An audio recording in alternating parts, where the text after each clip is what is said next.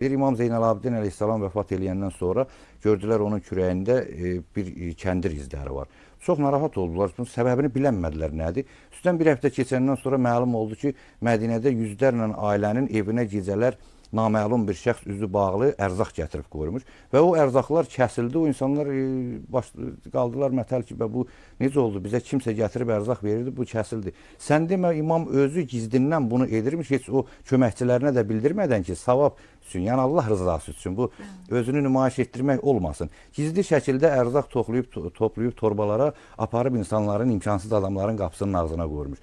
Yəni indi də elə adamlar var ki, yetim, məsələn imkansız, tutaq ki, kasıb tələbələrin təhsil haqqını ödəyən insanlar var. Bəli. Onlara gizlin yardım. Mən arzu edərdim ki, bizim insanlarımız bax bu şeylərə riayət etsinlər. Yəni o nümayişkaranə iftar süfrələri təşkil edib, şəkil çəkdirib paylaşmaqla bir şey olmaz.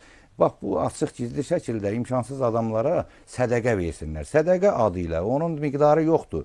Nə qədər bacarırsan, nədən bacarırsan, ərzaq olsun, pul olsun, maddi yardım, mənəvi dəstək, köməklik eləmək. Bax bunların hər biri bu Ramazan ayında sədəqədir. Sədəqədir və çox savabdır. Çox savabdır, bəli.